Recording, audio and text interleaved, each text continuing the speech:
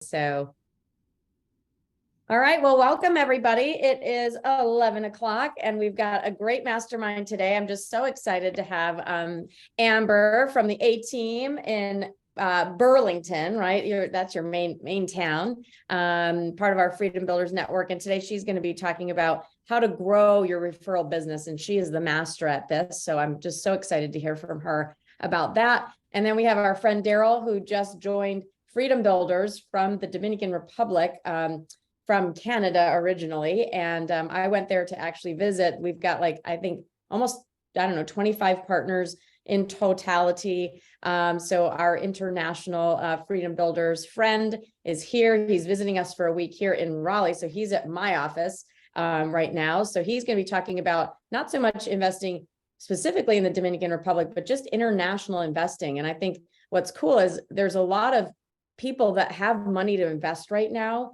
They don't know where to put it. And I was there in Cabarete, which is a gorgeous, gorgeous beach in the Dominican Republic, and tons and tons of expats and people that are investing there. And so I know sometimes we say the island gets a bad rap, or a lot of the islands get a bad rap, but I loved it. It was amazing. The food was amazing. The people were amazing. So it'll be fun to have you share about international investing. So Amber, I'm going to kick it off to you first, ma'am.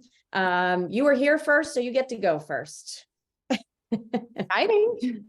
I know. So welcome. Yeah, thank you. Brandon, do you want me to share my screen or? Totally up to you. I can share, or you can share. Up to you. I'll let you share. All right. Get going here. And I want to preface this too, because she might be too shy to say, but when we learn from our fellow Freedom Builders, if you don't know Amber, I mean, she's been in business a long time. Maybe just give them your stats, because you do run a medium-sized team, I would say, and do a ton of business. So they can trust you to send their referrals. So you drive all the way out to Burlington. Yes. So we work really Hillsborough to Greensboro. I've been selling real estate here in North Carolina for 15 years, but came here from Ohio in 2008 in the middle of the most lovely real estate market ever, and did not know a single person. So it's kind of a breath of fresh air to be talking to you about growing a referral business when I moved to an area where I didn't know a single soul. But I was super intentional about making sure that everybody here did know me. So some of this has taken me quite some time to implement and to see the success. But we've gotten super intentional over the past year or two about really focusing on loving on our database at another level. And I was looking at our numbers from about 2 years ago, and we've actually increased our sphere-based business by about another 8%. So I think if I were to tell you anything, you can never have enough business out of your sphere. I'm going to give you a little workshop, a little worksheet here in a minute to go over, just to realize how much business you are missing by not tapping into your sphere. And this was something that we did a couple of years ago that was the aha moment that said, hey, we need to love on our people a little bit more. Go ahead, Brandon. All right. So I think first things first is, before you focus on growing your sphere-based business, you have to know where you're at today. So I would encourage each of you to look at how many people do you have in your database? How many people do you have in your phone?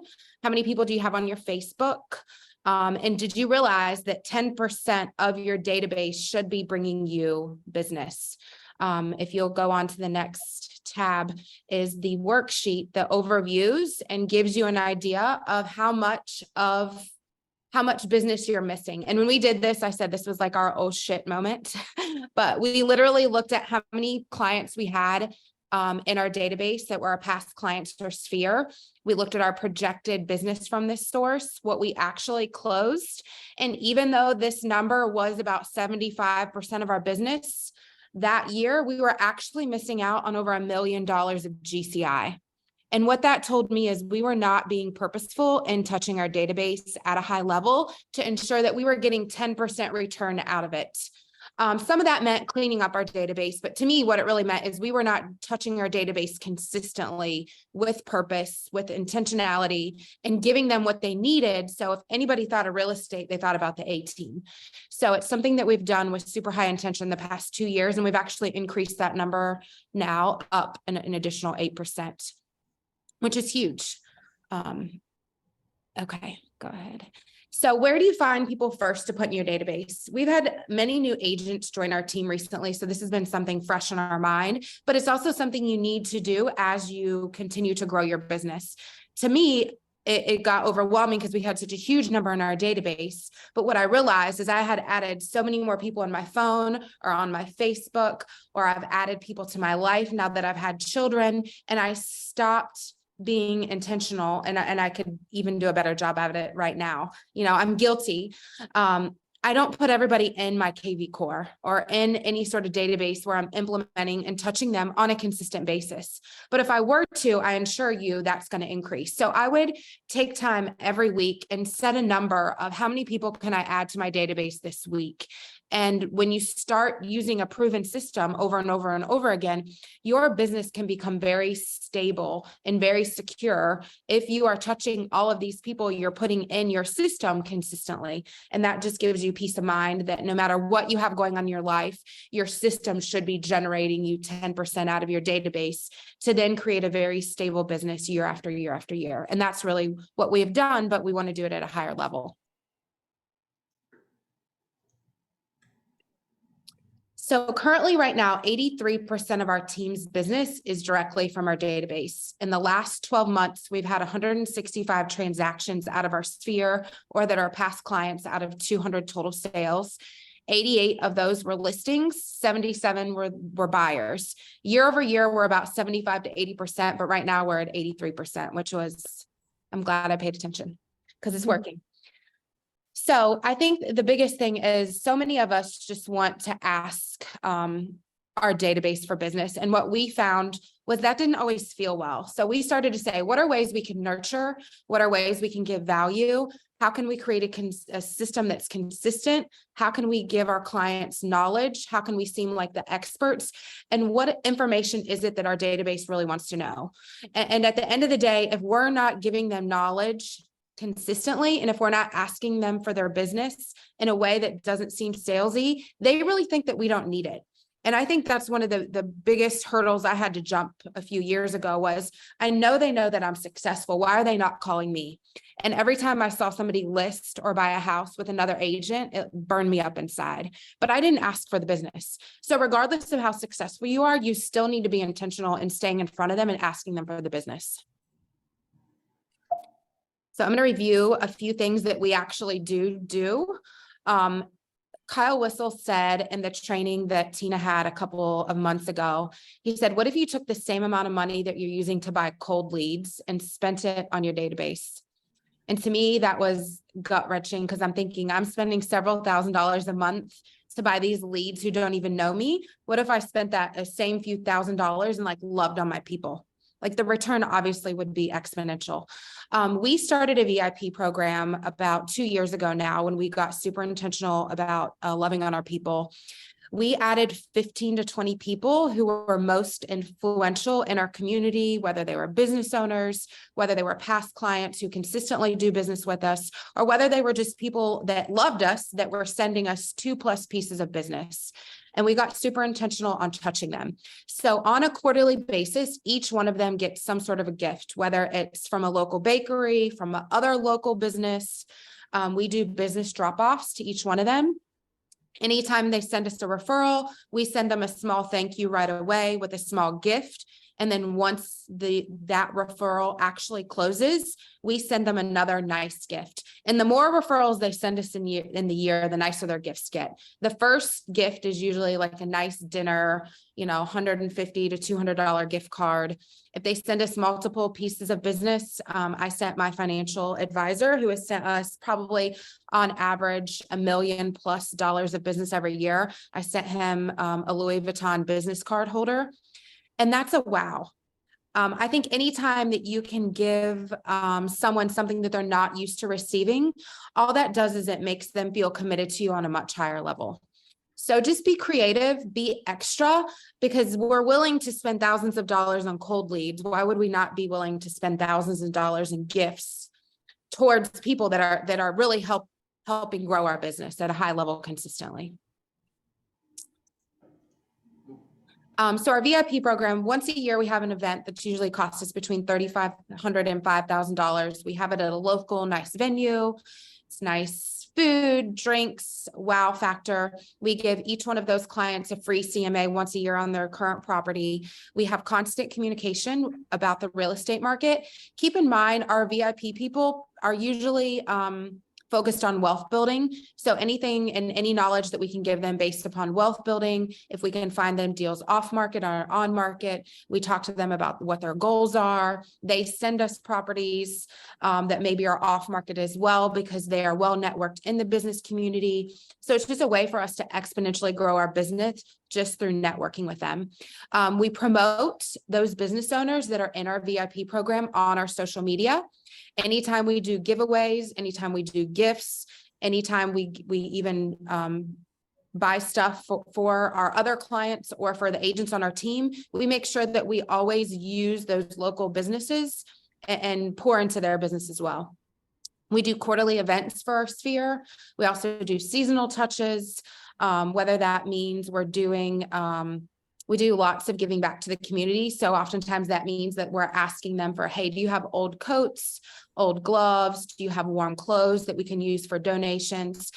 We give ourselves a reason, because I don't love to just pick up the phone and say, hey, who do you know that wants to buy or sell real estate? We give ourselves a reason to help them, but also to help the community at the same time.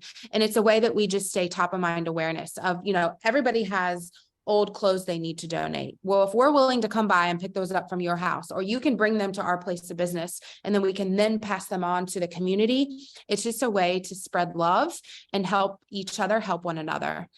And then throughout the year, if I see a book that I know one of my VIPs would love to have, or if they're really focused on getting ready to retire and we talk about tax-free wealth, I'll give them a book that's like implemental in that moment of their life.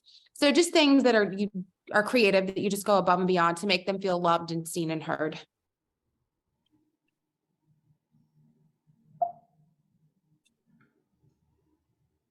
Go ahead. I'm trying. You're fine. There we go. Okay. So we also do giveaways to our database. We just did one today. Our insurance gentleman actually won it. But what we do is we send this out to our database in our email. We ask all of our agents to text it. We have a landing page that allows everybody to register, but we require them also to share, tag people. They then register. On average, when we do one of these giveaways, the Father's Day giveaway, we added 135 people to our database by capturing their name, email, and phone number. And then we do the giveaway. So it's just a way for them to reshare us too. And then all of a sudden, when we do a night, and we usually try to do nice, trendy little gifts. It's a way for me to stay up with what are people buying right now that I'm not aware of. We've done Stanley cups, Yeti coolers for Father's Day this year. We did this really new cool stainless steel fire pit. It's stuff people would want. It's not just junk. It's usually substantial in value and stuff people would want, but it's a way for us to get in front of lots of other people, but also do a fun little giveaway for our people as well.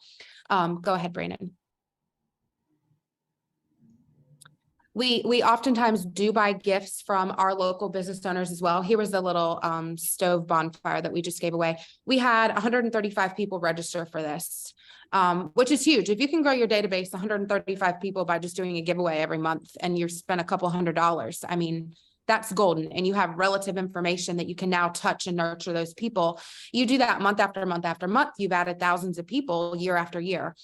We also will buy or actually just get donations from other local businesses that we're well networked with. On Mother's Day, I have a little group of local women who are all business owners. We get together once a month anyways, and just love on each other, talk about, how are you growing your business? How are you implementing AI in your business? It's just a way for me to sometimes get out of box ideas that get me out of my real estate world and think on a higher level. So we get together once a month and do some networking stuff. Well, for Mother's Day, I reached out to them, and I would usually have bought all these gifts and then gave them away, but they're like, no, let me donate them to you and just promote me on your social media. So oftentimes we're cross promoting each other. And each one of them have huge followings, some local, some national followings. So it's just a way for us both to help get our businesses out there to other people, but to like-minded individuals. You know, oftentimes when you're doing paid ads on social media, you know, you put in those keywords, so you're getting in front of people that are like you. This is a way that you're going to get in front of people that are like you organically. And I think anytime you can do anything organically in any way, you can help promote people and their businesses, it just gives back to you tenfold. We also do, and this was like an aha for me, I was really focusing on giving back to our investors, which are a huge part of our business too. I would say, you know, year to date, we've probably sold 15 to 20 listings that were our investors' listings. And we started a monthly mastermind that's a subsidy of TRIA, which is the Triangle Real Estate Investors Association here locally, which is talking all about Alamance. Well, what I found was in promoting this last month, we had 2 of our past clients attend. So oftentimes you don't even realize the knowledge that you have that people are seeking, that if you don't give it to them, they're going to find it elsewhere. Well, our little Alamance County right now is a huge area of growth. We're right in between Greensboro, Charlotte, and Raleigh. We have lots of commercial development coming here, and people know that there's a lot of opportunity to invest. I had 2 of my past clients who I honestly have not spoken to like face to face or one-on-one in 2 years show up to this last month. And that was an aha to me that if I have the knowledge and I'm not giving it to my people, they're going to seek it elsewhere. We have about probably on average 20 people attend the investor mastermind once a month, but it's just a great time again to give value and knowledge back to people who are seeking it. But we learn too. Like I've learned a lot about development, about what companies are coming here before the general public knows. So again, it's just a way to become the expert, to be the place that your clients come for information, not just during the transaction, but after. And I think anytime you can create that sort of relationship that maintains a relationship, that stays in front of somebody, that gives them value, it just creates that deeper of a relationship for people to come to you instantly when anybody says real estate. Monthly emails I thought were totally dead until I started doing them about 6 months ago. And I'm like, oh my gosh, 53% of the people that we're sending them to are opening them. Like, why did we stop doing emails? So we get about 53% of people open our emails. We have over 10,000 people on our database. So on average, we're doing 5,000 touches on a monthly basis, sometimes bi-monthly. So emails are not dead. When our local real estate property values went up, but when I mean going up, a lot of them doubled or tripled here locally. And it was like all of the buzz on social media. Well, I said to myself, why do we not send out an email that's a call to action to our database that says, hey, do you think your property value is legit? We got blown up. We completed 18 CMAs. We did. And those were the people that actually like connected with us, but I probably got like 100 phone calls, texts. We got 1 listing out of it. There was another email that Daniel Beer sent out, and this little marketing group that I'm in, and we received over 40 requests for an instant value through our KV core, which then captured their information as well. So I think anytime that you can send out an email with a call to action that humanizes you, or that humanizes what's going on in the real estate world or in the economy right now, you are going to get an instantaneous response. So what I would say is just be top of mind. Whenever you hear people are talking consistently about something, send out an email about it or put it on a post, because that's when you're going to get the most interaction. Our social media, I know Tina has asked me, how much business do you get off your social media? And I said, it's probably 1 to 2 deals a year. And in all honesty, that's probably what it is directly. But what we have done is built our social media to such a high level. We have over 15,000 local organic followers between Facebook and Instagram. And I think more so than not is people see us humanized on social media because of the vulnerable content that we post. People get really tired of seeing your success, and that's not what they want to see. So I think oftentimes we do get business from our social media indirectly because we're giving them the information they need. We're posting local events that they potentially want to attend that they're not even aware of unless we post it on our social media. We make ourselves relatable, whether that means through motherhood, through being a business owner, through being, women empowerment, whatever it is, we make ourselves relatable. And our giveaways too open us up to a lot of like-minded people like us. That really does probably generate us more business than I can even tangibly say it does. And I think more so it's just because it gives us the exposure and the visibility to then look like somebody that's relatable to them, that they then call us, but they just don't say it's from social media. But oftentimes I'll be out about in Burlington, and I still think I'm, the agent that didn't know anybody 15 years ago. And they'll be like, oh, I follow you on social media. And I'm going to send my sister to you to sell her house. That's stuff that I don't necessarily pay attention to, but I definitely think it helps us at a very high level. We've gotten a lot of business this year from just supporting local schools, whether we're being corporate sponsors, supporting sporting events, donations for school supplies. Year to date, we've gotten 4 buyers and 1 seller off of this so far. So I think be you and just look for opportunities wherever you go. If you have kids in school, if you have kids playing sports, and don't just donate your money and say that you're a sponsor, like show up and be a participant in that school. Donate your time, love on the teachers extra, just make them feel you. I think we're back into a world where people are longing for human connection and relationships at a much higher level. So I think anytime you can slow down and like love on the teachers at your children's school, love on the doctors that your kids go to school at, lead generate wherever you're going, and just love on your people, because that's what truly helps you build your business at a much higher level than just posting a sign or making a donation. It's the relationships that you create.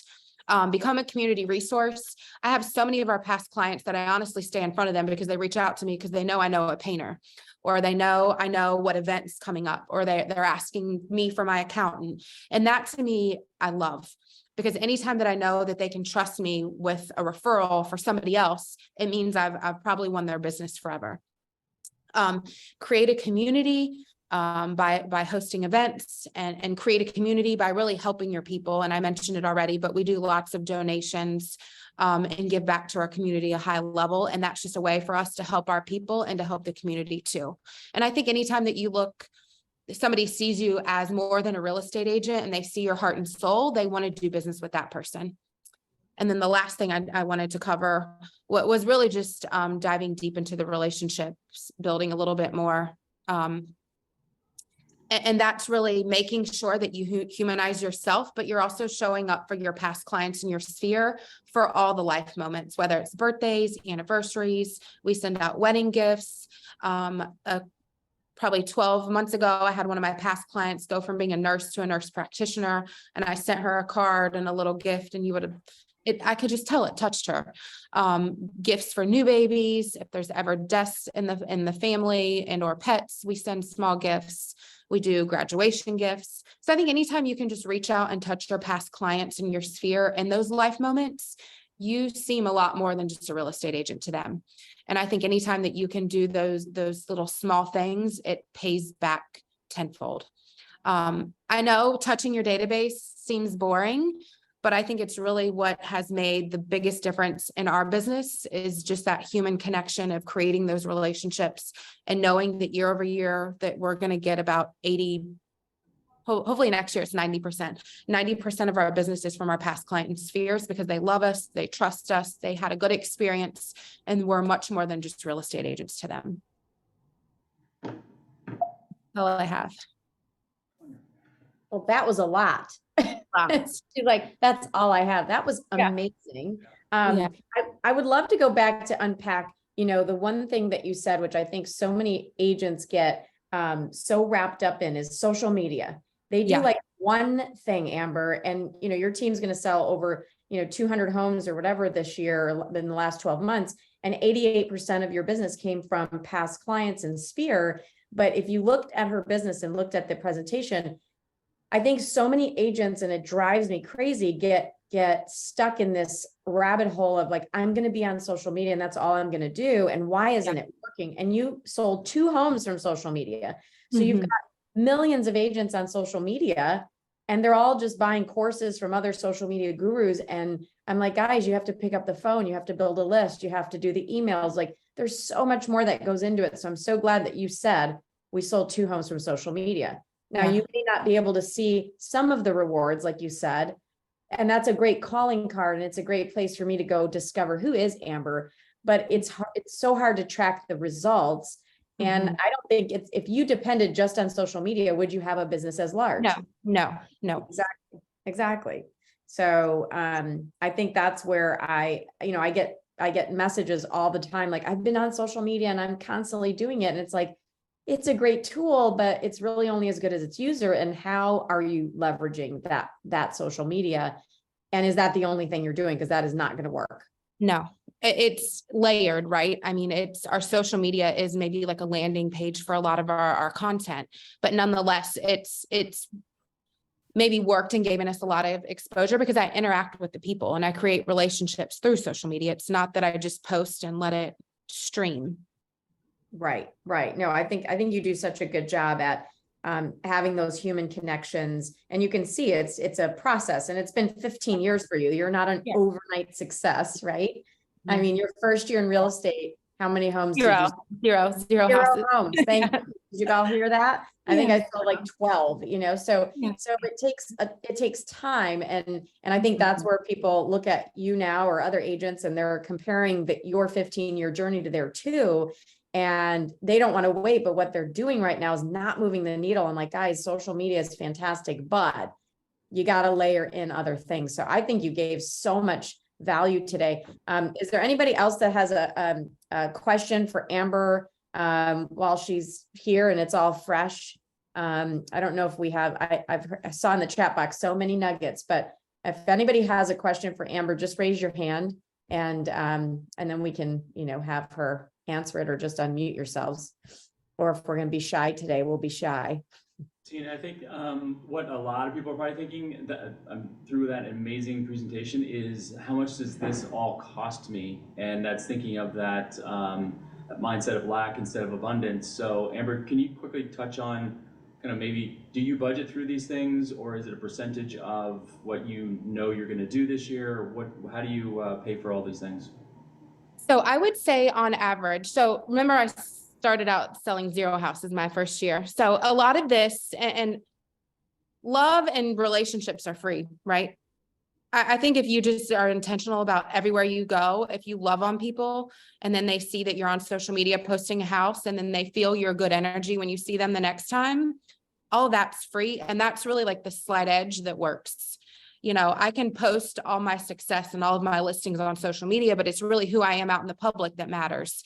I would say on average, it's not anything significant, whether it's a giveaway or whether it's gifts for our past clients. If it's $1,000 a month, I would be shocked. I would say it's probably like $500 a month, but the return's huge. Yeah, I agree. And the other thing that people, I think, fail to remember is they can actually go to a restaurant or local, a local business, small business, and say, hey, I've got, an audience, and you've got this great business. Let's work together. Is there, do you want me to give away a basket, and then you'll get those leads? I'll get those leads. Or go to your local lender. I mean, remember, I love our lenders. They make 1% of most transactions. So if you're selling a $300,000 home, your lender made $3,000. There's no better opportunity to say to the lender, hey, let's invest together, and you put in $500 a month. I'll put in $500 a month. There's $1,000 a month of, extra, fun money to go and pour back into your people or have events and parties. So, so think outside the box. If you don't have a ton of money to start up right now, you should be tapping into your lender, or even title companies. Up in Michigan, we have attorneys here that we close with. Up in Michigan, if you're doing a decent volume of business, your title company can give kickbacks on deals as well. And so you can use that money to repurpose and get more business for the title company, which down here replaces the attorney. So again, remember who you're building your business with, and then bring those people into the fold if you're doing a really good business, and make sure that they participate in both growing their business and yours, and it's a true win-win. Absolutely. Yeah. So, well, perfect. Well, Amber, you're amazing. Thank you so much. So now we're going to turn it over to Mr. Daryl Watkins here from Canada originally. And he moved his family to the Caribbean a year and a half ago. And we actually visited the island that he is on, and it was a wealth of information. But what's cool is most of his investors come from the East Coast and come from the US. He's got a lot of Canadians that come down, but most of his investors are from the East Coast. So today he's going to share with us just a little bit more about in using your knowledge to help clients here potentially invest in the Caribbean, how it looks and feels, and all the fun things he's going to share. So Daryl, the floor is yours, my friend. Awesome. Thank you, Tina. I appreciate that. So I have a quick thing here where I was reading something actually before I got on here today, and one of the things was 60% of American homeowners today have been in their homes for less than 4 years. The average homeowner stays in their home for 13.2 years. So that has led to a huge shortage in inventory on investment properties for Americans.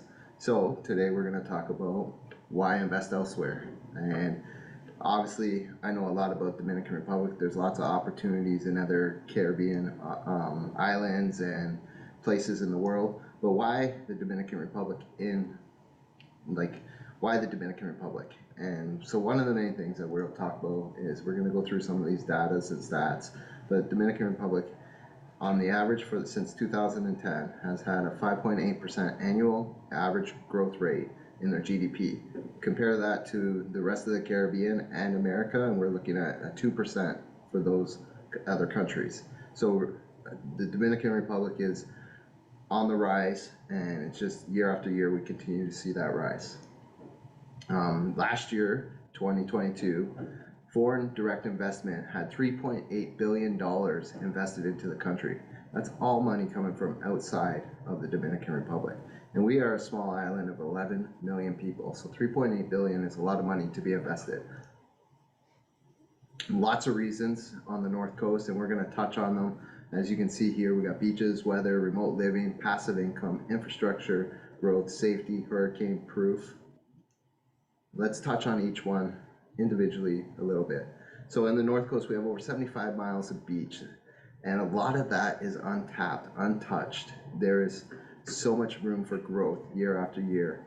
Our yearly temperatures are 77 to 93. There is tons of excursions. We got the mountains, we got the local culture.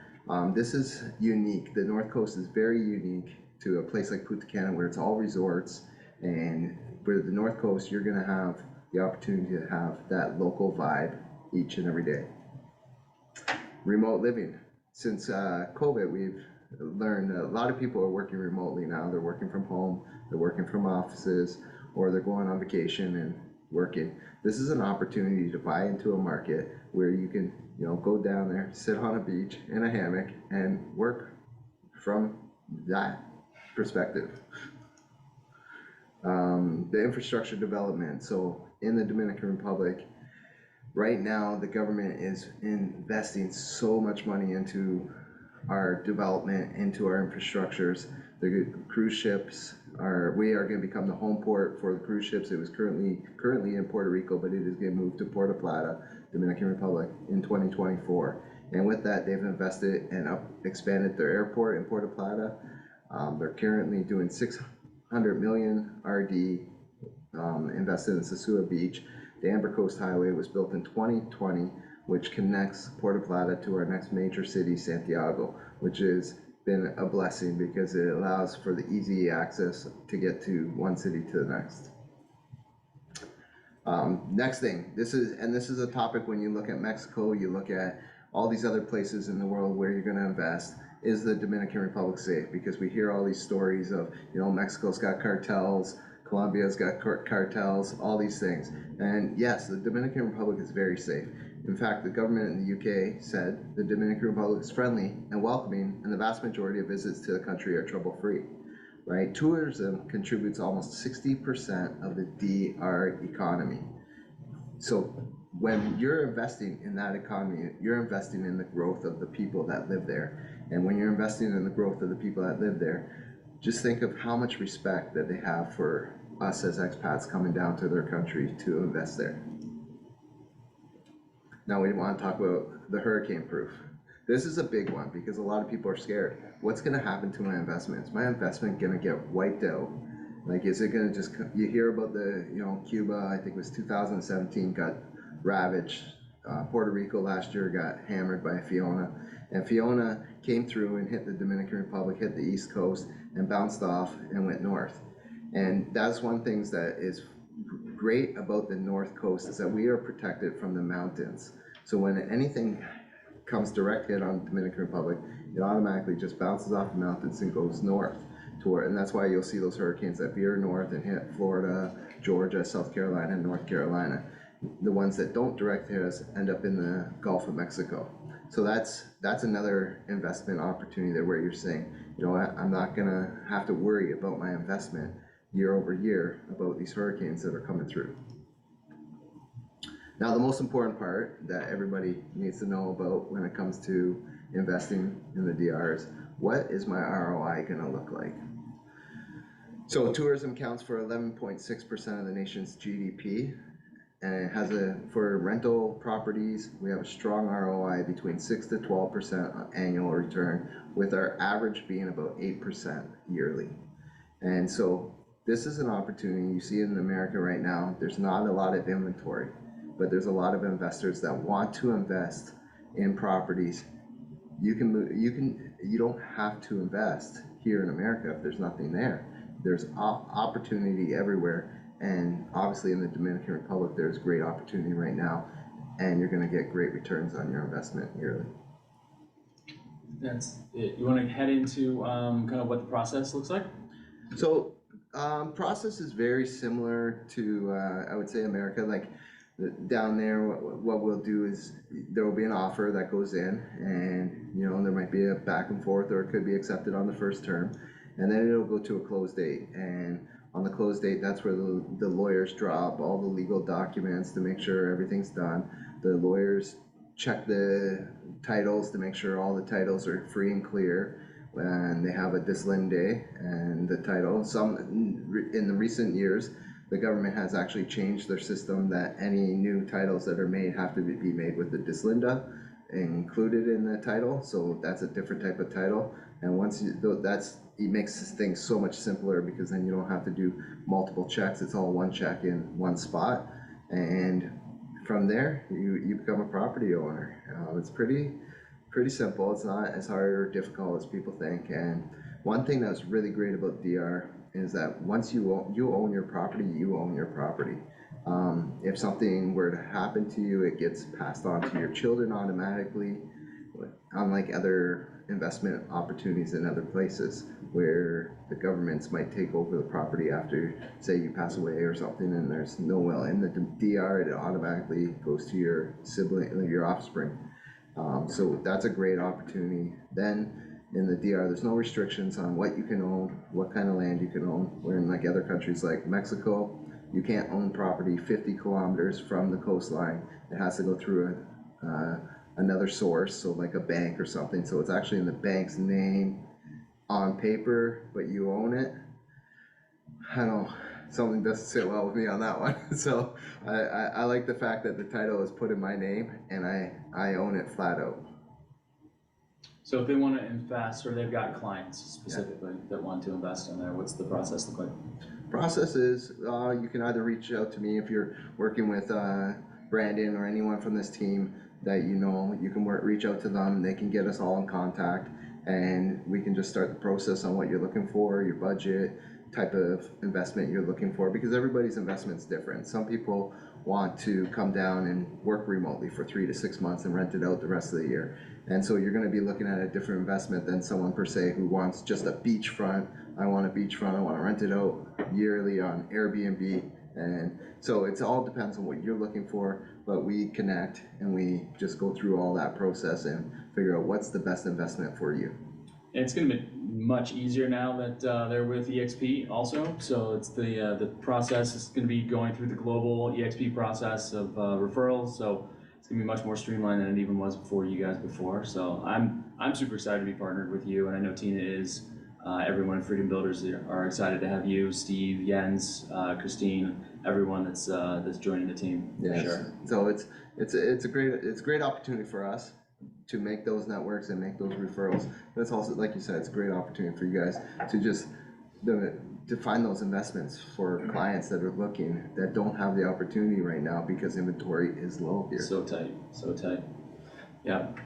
Yeah, and I know we looked at some that were like 465 to 500,000, and at a 65% occupancy, there was about $68,000 a year in return at 65% occupancy. So we were being very conservative, but it was funny because at the complex that we were in, which was beautiful, we met so many people that, and a guy that moved from North Carolina to that complex on Cabarete Beach, but everybody just absolutely loved it. They've lived there for years. We went and looked at like some luxury neighborhoods where homes were 700 to 5 million.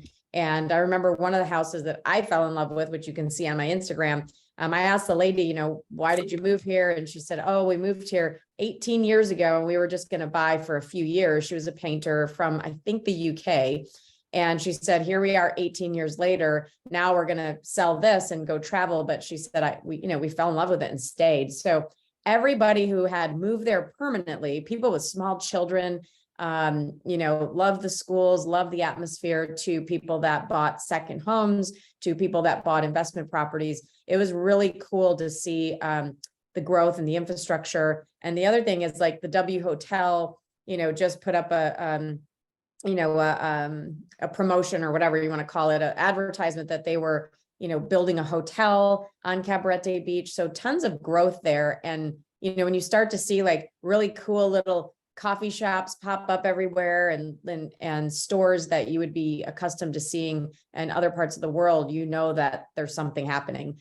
The other thing I want to say that I loved was that we were in the #1 area for kite sailing, which I had never seen a kite sailor. If I had, I probably didn't really understand what it was or notice it, but to be on a beach walking and there's literally hundreds of kite sailers like doing their thing, it was pretty awesome to see. And so I think that's going to bring a lot of people, discovering that part of the island. So it was a really cool experience.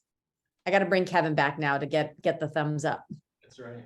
Yeah, well, you're gonna bring Kevin out, and you're gonna get. I'll introduce you to a guy who does the kite surfing lessons, and maybe we'll. Oh God, I don't know, Daryl. I probably drowned, so I'm baby steps. Not you, but we gotta get Kevin and Michael. Kevin off of the golf and into kite surfing, because kite surfing, that area is the capital in the Caribbean and one of the top kite surfing beaches in the world, but definitely in the Caribbean is #1. And then we got just down the street, like a couple kilometers down the road, we got one of the top surfing beaches in the world. Yeah, it really is. I mean, it's pretty amazing. And it's really hot in the DR. So it's like you walk out and you're like, oh, it's hot here. But the nice thing about that beach is the wind just keeps coming in. So it actually cools you down, which is kind of nice. I mean, it's hot air, but it's better than just being sticky and stagnant. But I really did. I would Google it. I mean, there's some fantastic nightlife. And I think the favorite thing of mine was being able to leave my complex and literally walk the beach and have all the restaurants and shops right there along the beach, which is kind of rare, even in Florida and Tampa and different parts of the world that I've, gone to and visited. You don't get that access. Like I know in Costa Rica, you're not allowed really to build all the restaurants along the beach. So it was really neat that you didn't even have to ever leave the beach to entertain yourself, which I thought was pretty awesome and unique. Yeah. Amber, you have your hand up? Yeah. So how does the income and the taxes work on an Airbnb there? So taxes for a property is 1% over 170,000. So if you were to buy a property that was, say, 500,000, you'd pay 1% on 330,000. So 3,300 a year for the property taxes. I don't know the American tax system per se. We would have to talk to an accountant on that. But I know that there is a system in place for the IRA and stuff like that because the American government wants to get a cut of everything, Yeah, right? So I'm not, that would be more accountant that would give that kind of information because I don't know your tax system. Okay. But yeah, it's. But we were checking out, just comparing everything to the North Carolina coast, and the rental rates per night are actually very comparable. So, you're talking $500, $600 a night, but what you own is half the price down there within a block from the beach or on the beach. So the obviously your return is much higher, like you said, 8% on average. But I'm sure there are properties down there that are producing 12 and 15% return on investment. So it's just what you get there is so much more.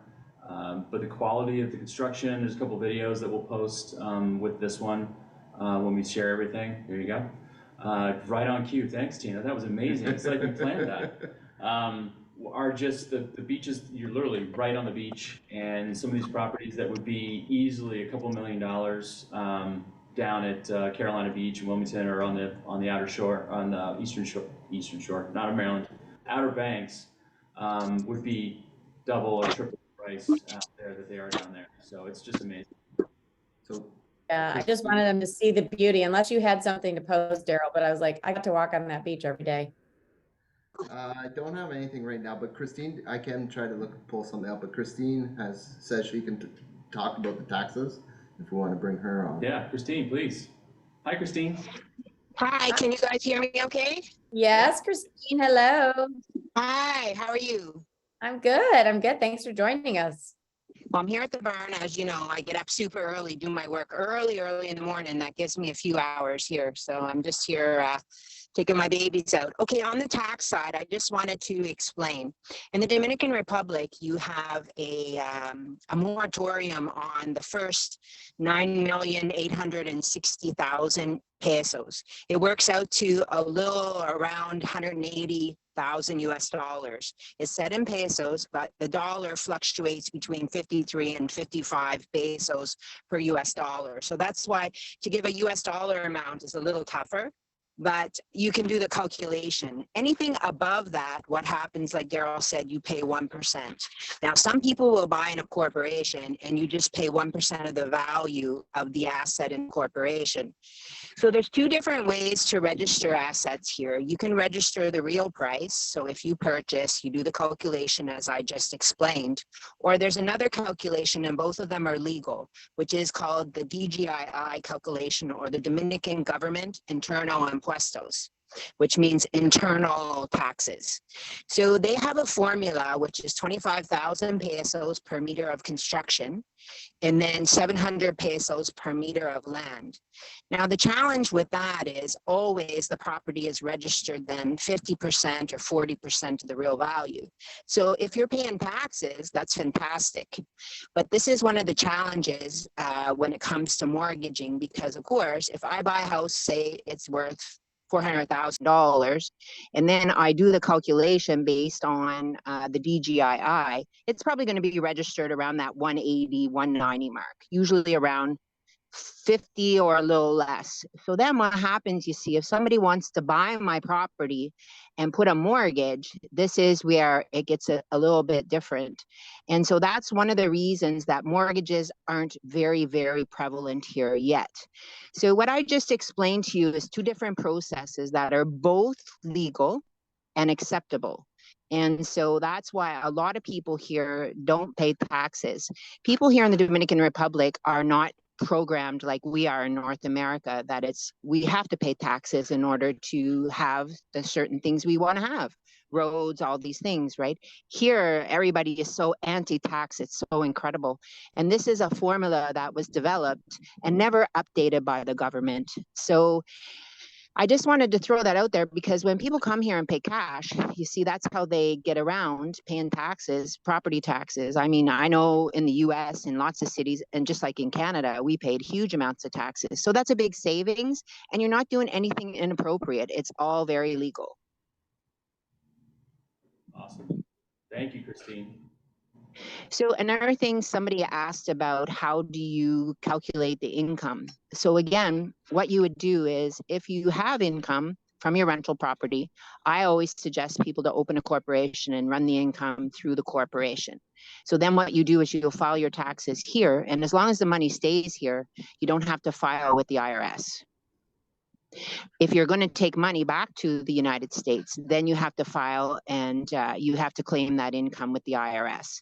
So a lot of people, what they do is they come here, they remove the funds from their bank account here, and that's what they spend their vacation money on. Does that make sense? Yeah, and the reason why I was asking that is because we recently had a friend, I think, do this in Puerto Rico. Okay. As a tax benefit for him here in the US. So another thing people can do is you can set up a investment, foreign investment in the US, set it up through a corporation and claim all of the expenses back through the corporation in the US. And some people do that. Now, the beauty here in the Dominican Republic is the way the government is set up here, you can claim literally everything. So when you buy a car, you expense the full amount. Like, it's not like the US and Canada where you have to they only allow you to claim the depreciation annually, and there's a minimum amount and a maximum amount that you can claim. The Dominican government is totally different with that. If you have the receipt, you get what is called a comprovante receipt, and it's registered automatically. And these are all things that we can provide for you and have an accountant make sure that everything is done legal and proper, so you don't have to worry. And as long as everyone follows the rules, there's absolutely no problem. But I just wanted to point these things out because a lot of people gossip and say things that they don't really know. And that's one of the sad things with all these Facebook groups that we see. So, you know, we can put you in touch with the right people, the right experts, and put you on the path to make sure that you do everything legal and lawful in both countries. Which is Thank one you. of the major reasons we're so excited to be linking up with you guys, because you have been there for years and years and years and know all of these things and have all the communication and contacts with the government and all the local resources. So, I mean, you guys are the ones that will make the process so much easier for anyone wanting to invest down there for sure. Absolutely.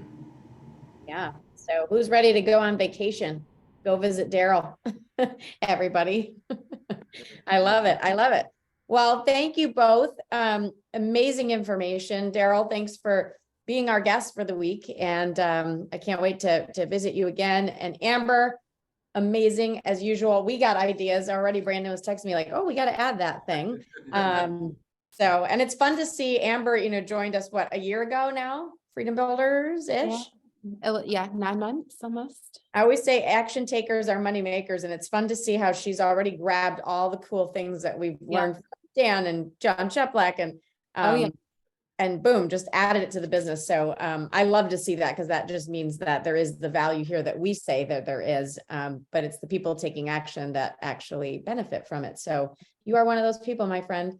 And by the way, your kitchen is amazing. That's not a virtual background, but it looks like one, doesn't it? This is our pool house. Oh, it's the pool house. I Yeah. can't wait to come over. Her house and my house, like, I love your taste. So I'm like, when's my invitation to come swim in the pool? I'm ready. Anytime. Let's go. I'm ready. All right, guys, have an amazing weekend. And we'll see you guys next week. Brandon, do we know who's on next week? We know the subject is YouTube and Instagram. We don't know who's speaking on it yet.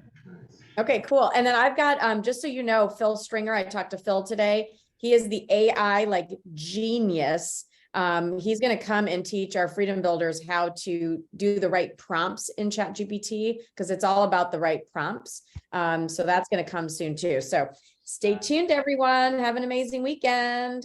Follow him on Instagram if you guys don't follow Phil already on Instagram. He's amazing. Amazing. He's like the AI guy, best that I found. And he lives right there in Greensboro.